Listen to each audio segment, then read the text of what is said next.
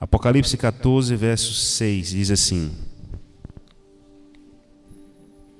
Vi outro anjo voando pelo meio do céu, tendo um evangelho eterno para pregar aos que se assentam sobre a terra e a cada nação e tribo e língua e povo, dizendo em grande voz: Temei a Deus e dai-lhe glória, pois é chegada a hora do seu juízo, e adorai aquele que fez o céu e a terra e o mar e as fontes das águas. O povo remanescente de Deus, aqueles que guardam os seus mandamentos, que mantêm a fé em Jesus e que têm o testemunho de Jesus, deve anunciar a mensagem dos três anjos. A primeira mensagem nós lemos aqui, uma mensagem que chama as pessoas ao arrependimento. O apóstolo João diz que viu um anjo voando pelo meio do céu. Isso representa a vastidão ou a grande responsabilidade que o remanescente tem de anunciar o evangelho eterno ao mundo inteiro. Na verdade, essa foi a missão que Cristo deu para os seus discípulos, né? Ide, pregai, anunciai ao mundo. Então, o primeiro anjo tem esta missão. E João diz que o que estava sob a responsabilidade deste primeiro anjo era o evangelho eterno que deveria ser pregado. E eu pergunto para você, é um evangelho novo?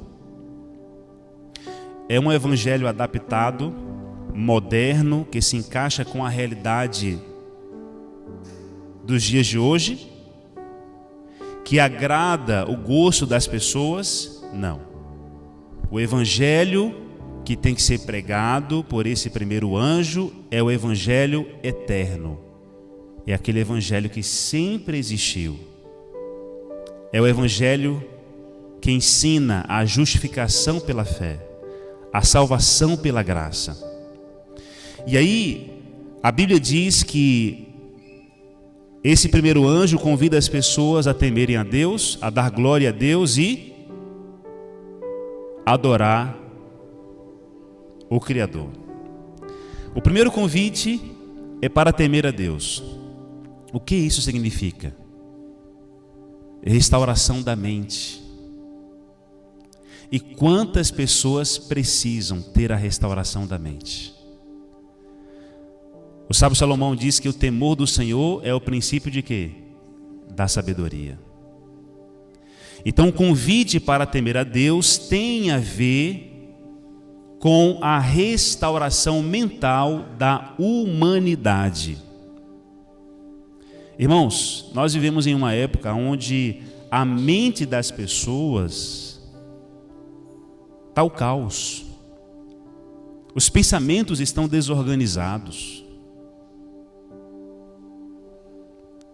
Se você for num hospital psiquiátrico, você vai perceber o que eu estou falando. Certa vez, há muitos anos atrás, há uns 15 anos atrás mais ou menos, eu tive a oportunidade de passar uns 2 meses num hospital psiquiátrico, acompanhando os pacientes ali.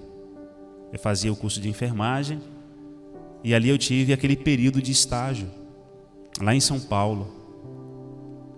E eu fiquei pensando assim, como que as pessoas podem chegar àquele nível de completa desorganização mental.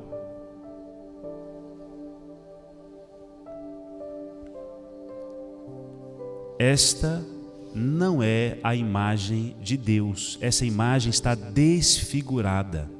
Porque Deus fez o homem à sua imagem, à sua semelhança, no aspecto mental, no aspecto físico e também no aspecto espiritual. Então, um dos objetivos de Deus nessa terra é restaurar a sua imagem na minha e na sua vida. no aspecto mental. Restaurar a mente, essa restauração começa aqui e começa agora. Quando a pessoa entrega a sua vida a Jesus, então Jesus começa já a fazer esse processo de restauração. E quantas pessoas você conhece que antes de aceitar a Jesus era uma pessoa e depois que aceitou a Jesus se tornou uma pessoa totalmente diferente? Mas aí esse primeiro anjo também convida as pessoas a darem glória a Deus. Existem quantas maneiras de glorificar o nome de Deus, igreja? Várias. Mas nós não podemos negligenciar uma que o apóstolo Paulo diz. Ele diz que o nosso corpo é templo do quê? Do Espírito Santo. E nós devemos honrar a Deus, glorificar a Deus através do nosso. Aqui está baseada a mensagem de saúde da Igreja Adventista do Sétimo Dia. Se abstendo de tudo aquilo que é prejudicial e fazendo uso moderado daquilo que é bom. É preciso haver uma reforma de saúde. O povo que aceita a mensagem do primeiro anjo entende que precisa ser restaurado também fisicamente. E essa restauração começa aqui e agora. Não é quando Jesus voltar. Quando Jesus voltar, esta restauração vai acontecer por completo. Mas ela começa aqui e agora. Com a mudança dos hábitos, buscando ter uma vida mais saudável, restauração física. E por fim, o último convite do primeiro anjo é para adorar a Deus. Isso tem a ver com a restauração espiritual. Como ele diz assim: e adorai aquele que fez o céu, a terra e o mar e as fontes das águas. Quem foi que fez o céu, o mar, a terra e as fontes das águas? Foi Deus. E o que ele fez no sétimo dia, depois que criou tudo? Descansou. Então o sábado é um sinal de que Deus é o nosso Criador. Ele descansou nesse dia, ele abençoou esse dia e ele santificou o dia de sábado. Então nós devemos adorar quem? O Criador, aquele que descansou e estabeleceu o dia de sábado para que a humanidade pudesse também parar para adorá-lo. Então quando você vem à igreja no sábado, você está vindo à igreja reconhecendo para o mundo que Deus é o Criador. Irmãos, as pessoas se esqueceram que existe um Criador. É por isso que o mundo está do jeito que está, porque eles se esqueceram que existe um Criador. E aí deixa eu dizer uma coisa para você. A restauração espiritual da humanidade passa pela mensagem do sábado.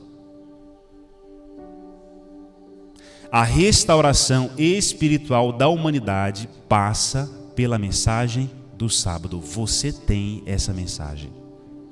Amém? Essa aqui é uma citação direta do quarto mandamento de Deus. Lembra-te do dia de sábado para o santificar. 6 dias trabalharás e farás toda a tua obra, mas o sétimo dia é o sábado do Senhor teu Deus. Pois em 6 dias fez o Senhor o céu e a terra. O remanescente tem que anunciar a mensagem do Evangelho. O remanescente tem que convidar as pessoas a temerem a Deus, a dar glória a Deus e adorar o Criador. A segunda mensagem, irmãos, está em Apocalipse 14, verso 8. Diz assim: seguiu-se outro anjo, o segundo, dizendo: caiu a grande Babilônia, que tem dado a beber a todas as nações do vinho da fúria da sua prostituição. Você vai se lembrar que Babilônia sempre foi um símbolo de rebelião contra Deus. Você vai se lembrar que um povo decidiu construir a Torre de Babel, por isso recebeu o nome de Babel, porque houve uma grande confusão na língua do povo. Depois, a cidade de Babilônia, que foi estabelecida, era um símbolo de rebelião contra Deus e contra o povo de Deus, eram os inimigos do povo de Deus. Ao longo da história, o povo judeu e os cristãos, quando eram perseguidos, se referiam à cidade de Roma, quando eram perseguidos pelo paganismo, como sendo Babilônia. E depois, no período da Reforma, os cristãos que eram perseguidos pela igreja se referiam à igreja como sendo Babilônia.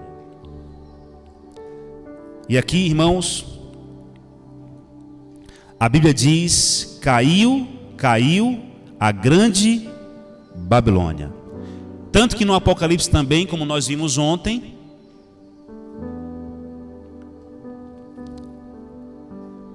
também é conhecida como sendo Babilônia a igreja que se apostatou.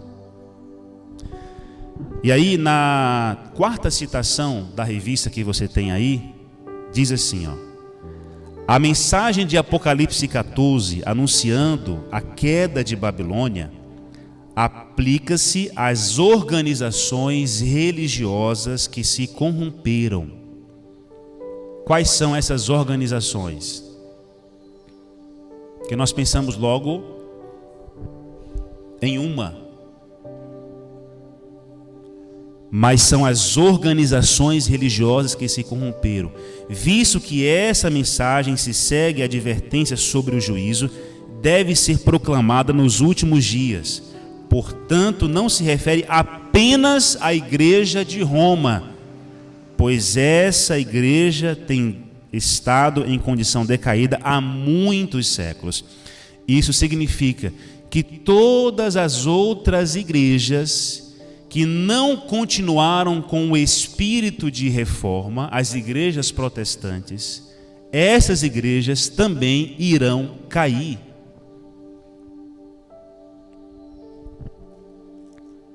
E a pergunta é: por que Babilônia caiu? Ou Babilônia vai cair?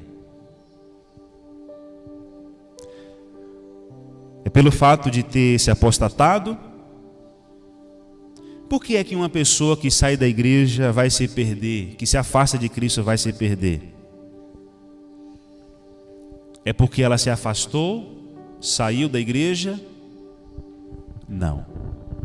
Babilônia vai cair porque ela rejeitou a mensagem do primeiro anjo, de se voltar para o Senhor, para o verdadeiro Deus.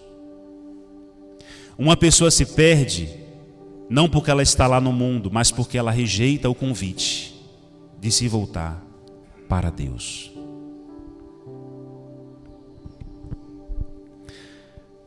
E essa mensagem, irmãos, do segundo anjo irá encontrar seu completo cumprimento mediante a aliança entre as várias organizações religiosas que rejeitam uma mensagem do primeiro anjo. A terceira mensagem angélica está nos versos 8 a 12, para a gente concluir. Desculpe, verso 9. Diz assim: seguiu-se estes outro anjo, o terceiro, dizendo em grande voz: se alguém adora a besta e a sua imagem e recebe a sua marca na fronte ou sobre a mão, também esse beberá do vinho da cólera de Deus, preparado sem mistura do cálice da sua ira, e será atormentado com fogo e enxofre diante dos santos anjos e na presença do Cordeiro. Misericórdia. A fumaça do seu tormento sobe pelos séculos dos séculos e não tem descanso algum, nem de dia nem de noite. Os adoradores da besta e da sua imagem, e quem quer que receba a marca do seu nome. Nós vimos a mensagem do primeiro anjo, a mensagem do segundo anjo e agora a mensagem do terceiro anjo, que proclama uma mensagem, a mensagem mais solene, advertindo as pessoas contra a adoração à besta. que é na verdade o procedimento que se envolve, em sua última análise, todos aqueles que rejeitam o Evangelho, a mensagem do primeiro anjo, a mensagem da justificação pela fé. E a besta, que é descrita aqui, você sabe, é formada pela união entre a igreja e o Estado. Então, quando todas essas organizações religiosas que se apostataram,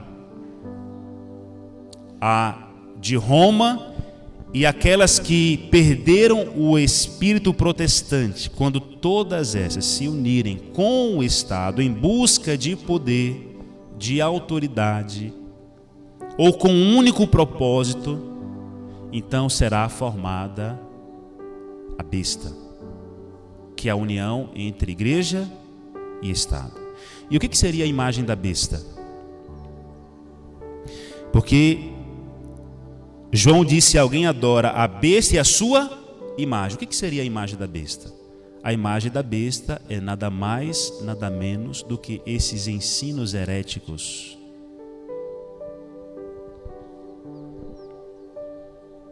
E nós sabemos, irmãos, que nos últimos dias será imposto algo que é contrário à palavra de Deus.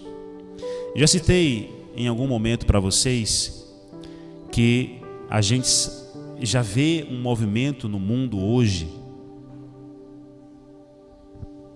em comum em busca de benefício pelo clima, né? A gente já vê esse movimento. O mundo precisa parar um dia.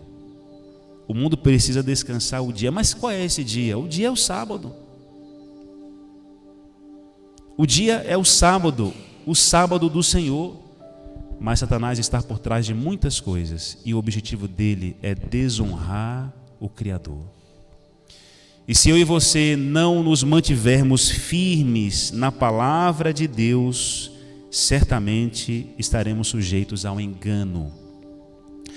Eu me lembro, para a gente poder encerrar, que quando eu era criança, os meus pais sempre contavam a história dos últimos dias, da perseguição e tal, e a gente ficava atento com a história, ouvindo tal, e com medo. E eu pensava assim comigo: é simples. Quando chegar a perseguição, quando você for provado, quando você for colocado diante de autoridades para exercer a sua fé, e você for questionado em qual dia de fato você vai permanecer sendo fiel, é simples. É só você decidir pelo que é certo, porque você sabe que você vai ser salvo e acabou. É só você dizer: não, eu permaneço sendo fiel a Deus. Mas, irmãos, não é assim não. A gente tem que lembrar que a nossa mente, ou ela é governada por Deus ou pelo inimigo. Nós somos seres espirituais. Ou é Deus que exerce vontade sobre a sua vida, ou é o outro lado.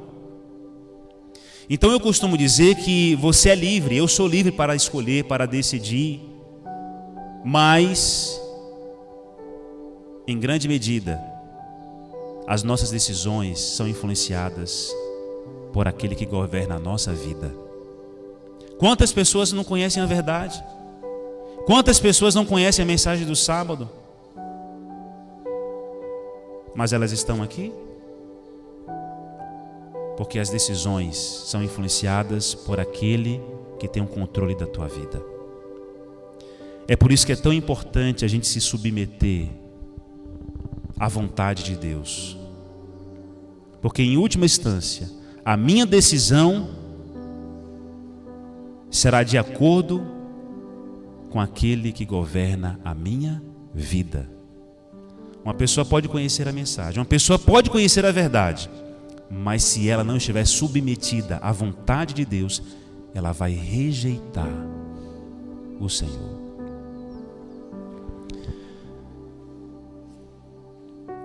Querida igreja, nos últimos dias nós teremos adoração falsa e adoração verdadeira. Nos últimos dias teremos a oportunidade de permanecer fiel ao Deus verdadeiro ou se voltar para a besta e para a sua imagem.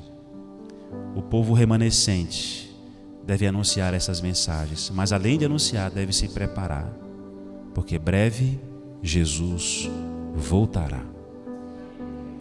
Deseja você permanecer firme nesse caminho, aguardando a volta de Jesus e anunciando ao mundo a mensagem dos 3 anjos, ajudando as pessoas a se voltarem para Deus, mas ao mesmo tempo se preparando para o grande dia do encontro com o Senhor? Então vamos orar mais uma vez e pedirmos a Deus que a nossa vida seja submetida à sua vontade. Esse é o nosso maior desafio, irmãos. Não tem outro não. Existe uma guerra espiritual no meio de nós. Ambos querem ter o controle da nossa vida. E nós sabemos que quem tem que ter o controle da nossa vida, da nossa mente, do nosso ser é Deus.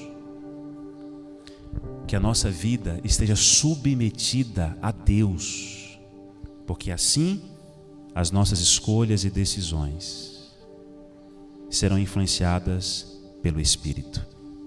Amém? Nosso Deus e Pai,